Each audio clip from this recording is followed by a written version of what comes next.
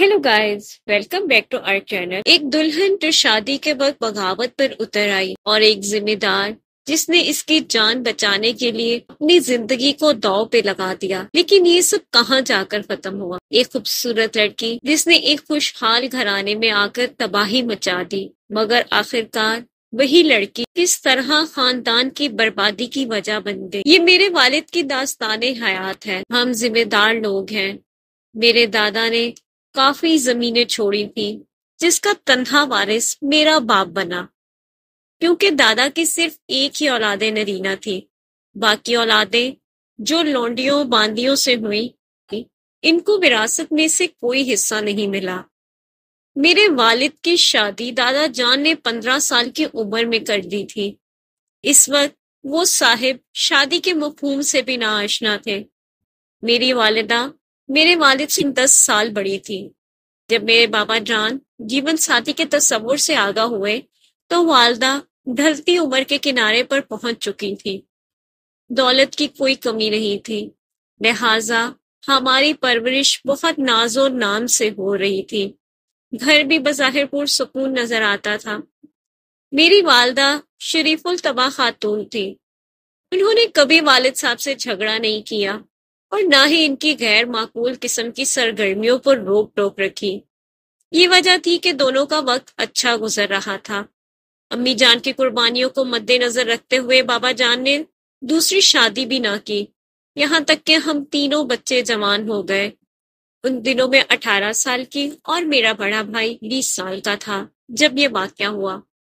हमारे गांव से कुछ मील दूर एक कबीला आबाद था। हम इन लोगों को ज्यादा नहीं जानते थे, बस उन्होंने हमारा और हमने उनका नाम ही सुन रखा था। इस कबीले में एक शादी हुई तो मेरे बाबा जान को दावत मिली। मेरे बाबा जान को ये दावत इसलिए भिजवाई थी कि वो इलाके के मुअज्जिज लोगों में शुमार होते थे। चूंकि कबीले वाले बाबा जान को एक बाइज्जत शख्सियत गर्दानते थे, उन्होंने बड़ी आओ भगत की और निकाह के वक्त कुछ आदमियों के हमरा इनको भी अंदर कमरे में भेज दिया कि आप दुल्हन से इंदिया लें कि उसे फलां बिन फलां के साथ निकाह मंजूर है या नहीं। जब मेरे बाबा जान ने इस दुल्हन से पूछा कि तुमको फलां इब्ने फलां के साथ ये निकाह मंजूर है, तो लड़की ने साफ इनकार कर दिया कि मुझको हरगिज ये शख्स बतौर शौहर मंजूर नहीं है, मेरे साथ जबरदस्ती हो रही है। ये सुनते ही वहां बिरादरी में शोर मच गया। लड़की के बाप और भाइयों ने कुल्हाड़ियां उठा ली कि आज हम इसके टुकड़े कर डालेंगे। इसने भरी बिरादरी में हमारी इज्जत खाक में मिला दी है। इस दिन अगर बाबा जान बतौर मुअज्जिज मेहमान मौजूद ना होते तो यकीनन वो दुल्हन इसी वक्त कत्ल हो जाती, मगर कबीले वाले मेहमान की बात का एहतराम करने पर मजबूर थे। बाबा जान ने कहा कि देखो भाइयों, या तो तुम मुझको इस शादी में मदऊ ना करते, अब अगर तुमने मुझे इस कदर इज्जत बख्शी है तो मेरी राय का भी एहतराम तुम पर लाजिम है। तुम लड़की को कत्ल नहीं करोगे, मैं इस लड़की की जान की अमान चाहता हूँ। बाकी जो शर्त तुम रखो वो मुझे मंजूर है। कुछ मर्दों ने शोर मचाया कि नहीं, ऐसा नहीं हो सकता, हम ऐसी औरत की जिंदगी की अमान नहीं दे सकते जो इस कदर बेहया है। इसका कत्ल किया जाना ही ठीक है, ताकि आइंदा कभी कोई औरत इस किस्म की जुर्रत दोबारा न कर सके। लड़के वाले खास तौर पर इस बात पर निसर थे कि दुल्हन जिंदा के भाई इसको फौरन कत्ल करके खुद थाने में पेश हो जाएं।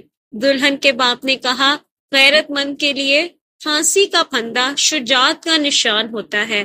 कम अज कम बिरादरी और कबीले वाले तो ऐसे मर्दों पर फख्र करते हैं, बाकी कानून क्या कहता है इसकी हमको परवाह नहीं। बड़ा हंगामा हुआ। बाबा जान किसी सूरत लड़की के कत्ल किए जाने पर आमादा ना थे। वो इस दरवाजे की चौखट पर से हटते ही ना थे। बाबा जान के इसरार और समझाने पर बिल आखिर जिंदा के बाप और भाइयों ने कुल्हाड़ियां नीचे कर ली, लेकिन उन्होंने उसे घर रखने से साफ इनकार कर दिया। बाबा जान ने लड़की की जान बख्शी के एवज अपने पल्ले से तावान की रकम जो उन्होंने बिरादरी के मशवरे से तय करके अदा कर दी और जिंदा को अपने घर ले आए। जिंदा बड़ी खूबसूरत थी। वो अंधेरे कमरे में बैठती तो इसका चेहरा ऐसे चमकता था जैसे तारीकी में दिए की लो। جب وہ بابا جان کے ساتھ گھر آئی تو اس کو دیکھ کر ہم سب کی آنکھیں چکا چوند ہو گئی۔ میری بہن اس کو دیکھ کر بہت خوش ہوئی کہ گھر میں اس کی ہم عمر آئی تھی، مگر ماں کا رنگ زندہ پر نظر پڑتے ہی اڑ گیا اور وہ دل پر ہاتھ رکھ کر جہاں کھڑی تھی وہیں بیٹھ گئی۔ مردہ آواز میں اتنا پوچھا کہ یہ کون چھوکری ہے؟ بابا جان نے جواب دیا، شہزادی رنج نہ کر، یہ تو 2 دن کی مہمان ہے، آج یہاں رہے گی، صبح ہوتے ہی چلی جائے گی۔ لیکن صبح ہوتے ہی بابا جان نے اس 16 سال کی روپ متی سے نکاح کر لیا اور میری ماں ان کے دل سے ایسے اتر گئی جیسے کوئی اپنے تن سے میلے کپڑے اتار کر پرے پھینک دیتا ہے۔ بابا جان اگر ذرا ہوش مندی سے کام لیتے تو نوبت یہاں تک نہیں پہنچتی، وہ جندہ کو اس کے مقام پر رکھتے اور جو مقام اس گھر میں میری ماں کا تھا انہیں اس پر رہنے دیتے۔ مگر جندہ کے حسن کا فسوں ایسا تھا کہ وہ سر چڑھ کر بولنے لگا۔ بابا جان کو سوائے اس کے کوئی نظر ہی نہیں آتا تھا، جیسا وہ کہتی تھی وہ آنکھیں بند کر کے مان لیتے تھے۔ اب گھر کی مہارانی میری ماں نہیں بلکہ جندہ تھی، اور میری ماں کی حیثیت اس کے سامنے نوکرانیوں جیسی ہو گئی۔ ماں اس اہانت کو برداشت نہ کر سکی اور بیمار ہو کر پلنگ سے لگ گئی۔ ان کی حالت دن بدن بگڑتی ہی جا رہی تھی اور بابا جان کو ذرا بھی اس بات کی پرواہ نہ تھی، اور اس کے بچوں کی ماں جیتی یا مرتی انہیں بالکل بھی اس بات کی پرواہ نہ تھی۔ ماں گھل گھل کر ہماری آنکھوں کے سامنے ختم ہو رہی تھی اور بابا جان انہیں ڈاکٹر دکھانے کے بھی روادار نہیں تھے، جیسے وہ خود یہی چاہتے ہوں کہ یہ جلدی ہی اپنی آگ میں جل کر ختم ہو جائے۔ اس پر زندہ تھی کہ پاؤں زمین پر نہ رکھتی تھی۔ ہم سب کو وہ اپنا غلام ہی سمجھتی تھی۔ ہم جو ناز و نعم سے پہلے تھے وہ ہم سے اپنے جوتے تک اٹھوانے لگی تھی اور ایسے چھوٹے چھوٹے گھٹیا کام کرنے کو کہتی جیسے وہ ہماری حیثیت کو گھٹانے کا تہیہ کر چکی ہو۔ اگر ہم اس کا حکم نہ مانتے تو بابا جان ہم کو برا بھلا کہتے اور مارنے تک سے گریز نہیں کرتے۔ ہمارا جیب خرچ انہوں نے بالکل بند کر دیا اور کہہ دیا تھا تمہیں جس چیز کی ضرورت ہو، جو کچھ مانگنا ہو اپنی چھوٹی ماں سے مانگو، تمہارا جیب خرچ بھی وہی تم کو دیا کرے گی۔ برداشت کی حد ہو چکی تھی۔ ہمارے نانا، ماموں، چاچا بھی نہیں تھے کہ ہم ان کے یہاں بھاگ جاتے۔ رہنا بھی یہی تھا اور بیزتی بھی نہیں سہی جاتی تھی۔ ماں مردہ ہڈیوں کا ڈھانچہ بنی بستر پر سوکھ رہی تھی۔ وہ میرے والد کی ماموں کی بیٹی تھی اور باپ کی طرف سے ترکے میں بہت کچھ لائی تھی۔ اس کے باوجود میرے بے وفا باپ کے ہاتھوں اب کوڑی کوڑی کی محتاج ہو چکی تھی۔ ماں کے تمام زیورات زندہ کے قبضے میں تھے۔ میری معصوم بہن جب ماں کی ایسی حالت دیکھتی تو رو رو کر دیوانی سے ہو جاتی تھی۔ میرا بھائی قاسم غصے کا بہت تیز تھا۔ بے شک وہ بابا جان کے سامنے زبان نہیں کھول سکتا تھا، لیکن اس کو باپ کی اس بڑھاپے کی شادی کا بہت صدمہ تھا۔ وہ مجھ کو کہتا تھا کہ آئمہ میں مزید برداشت نہیں کر سکتا، میں جندہ کو جان سے مار ڈالوں گا۔ یہ ڈائن ہے جس نے ہماری خوشیوں کو نگل لیا ہے، اور میں اس کو تسلی دیتی کہ صبر کرو، بابا جان کی زندگی کے کتنے روز ہیں، اس کے بعد ہم جندہ کو دیکھ لیں گے۔ ایک دن بابا جان زمینوں کا حساب دیکھنے جا رہے تھے کہ انہوں نے ہم دونوں کو بھی اپنے ساتھ لیا اور کھیتوں پر آ گئے۔ ہماری زمین گاؤں میں تھی اور گھر 30-40 میل کے فاصلے پر تھا۔ بابا جان نے کہا کہ فصلوں کا حساب کتاب کرنا ہے اور مزاروں میں ان کا حصہ تقسیم کرنا ہے، لہٰذا چند دن یہاں رہنا ہوگا۔ ایک دن گزرا، میرے بڑے بھائی قاسم کو بے چینی محسوس ہوئی۔ وہ مجھ کو سخت مضطرب نظر آتا تھا، جیسے کسی نے شیر کو پنجرے میں بند کر دیا ہو۔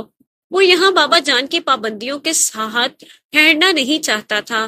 شام سے کچھ پہلے وہ کہنے لگا، میرے پیٹ میں شدید درد ہو رہا ہے، میں واپس جانا چاہتا ہوں کہ علاج کرا سکوں۔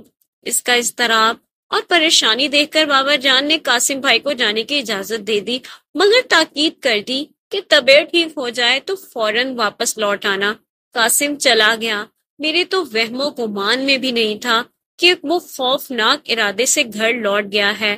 رات کو جہاں سے جندہ سوتی تھی، آج وہاں میری بہن سکینہ سو رہی تھی۔ یہ جندہ کا بستر تھا، اس کا کمرہ تھا، مگر بستر پر جندہ نہیں بلکہ سکینہ تھی۔ जिंदा ने इस रोज मेरी बहन से कहा कि सकीना, तेरे बाबा जमीनों पर गए हैं, बड़ी ख्वाबगाह में मुझको अकेले सोने से डर लगता है, आज तुम मेरे साथ आकर सो जाओ। मेरी वालदा के पास इनकी खिदमतगार सोती थी, लिहाजा मेरी बहन सुतेली माँ के कहने पर इसके कमरे में सोने चली गई।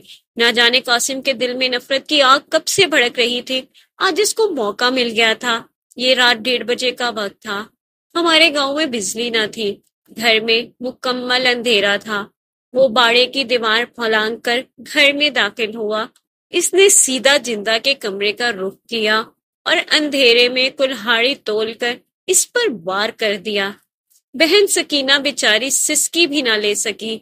मेरा भाई कासिम इसको सुतेली माँ समझकर कुल्हाड़ी से टुकड़े करके चलता बना। सवेरे नौकर हांफता कांपता हुआ आया। बाबा जान को इसने सूरत हाल बतलाई। हर तरफ इस वाक़े की धूम मच गई कि भाई ने बहन को कत्ल कर दिया है। गांव में जब कोई बाप या भाई अपनी बेटी या बहन को कत्ल करता है तो इसका मतलब ये होता है कि वो आवारा और बदचलन थी। हालांकि बात इतनी थी कि जब सकीना जिंदा के पलंग पर सो गई तो जिंदा का डर फिर भी दूर न हुआ। शायद छठी हिस्स आज इसकी रहनुमाई कर रही थी या अल्लाह को इसकी जिंदगी मंजूर थी और सकीना का वक्त पूरा हो चुका था। जिंदा वहां से उठकर कमरे में जा सोई क्योंकि वो कमरा ज्यादा महफूज था। शायद कासिम इसके बाद कहीं ऐसी जगह रूपोश हो जाता कि पुलिस इसको गिरफ्तार ना कर सकती। हम जिम्मेदार लोगों के बहुत से ठिकाने होते हैं। रुपए पैसे की बरकतों से ऐसे मामला दबा लिए जाते हैं। फिर कुछ अरसे बाद लोग भूल भाल जाते हैं कि कुछ हुआ भी था या नहीं। लेकिन कासिम को ये इसलिए गवारा नहीं हुआ कि इस तरह इसकी मरहूमा बहन पर उंगलियां उठाई जाती और इसको आवारा और बदचलन कहा जाता, जबकि वो बेगुनाह और मासूम थी। बस वो खुद ही थाने हाजिर हो गया। इसने इकरार जुर्म कर लिया कि वो अपनी सुतेली माँ जिंदा को मारना चाहता था, लेकिन धोखे से बहन पर वार हो गया और वो मारी गई। शायद कुदरत को यही मंजूर था। भाई को फांसी की सजा हो गई। माँ सदमे को बर्दाश्त न कर सकी और जहनी तवाजन खो बैठी।